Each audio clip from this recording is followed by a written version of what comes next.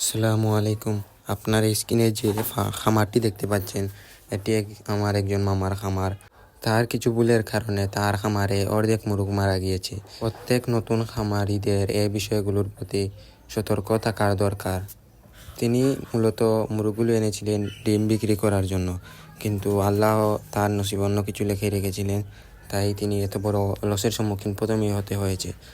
10 থেকে 12 দিন পরেই তার মুরগগুলো অসুস্থ হয়ে যায়। এর কারণ আমরা জানতে পেরেছি, তিনি কিছু টাইগার মুরগ পালন করতেন নিচে ছেড়ে। এগুলো দেশি মুরগের সাথে একসঙ্গে থাকতো, কিন্তু এগুলোর শরীর অনেক দুর্বল থাকার কারণে এগুলো বৃষ্টিতে ভিজে যায় এবং ভাইরাসে আক্রান্ত হয়ে পড়ে। আর তিনি এই মুরগগুলো নিয়ে তার দেশি মুরগের সাথে রেখে দিয়েছিলেন। সেখান থেকে এই ভাইরাসটি দেশি মুরগির শরীরে প্রবেশ করে, আর তিনি এই মুরগাটি নিয়ে এসে এই ফার্মে রেখে দিয়েছিলেন। আর এই মুরগাটি থেকেই এই মুরগগুলো অসুস্থ হয়ে পড়ে এবং গলাতে ঠান্ডা লেগে যায়। আস্তে আস্তে ভাইরাসের আক্রমণ দেখা দিতে শুরু করে।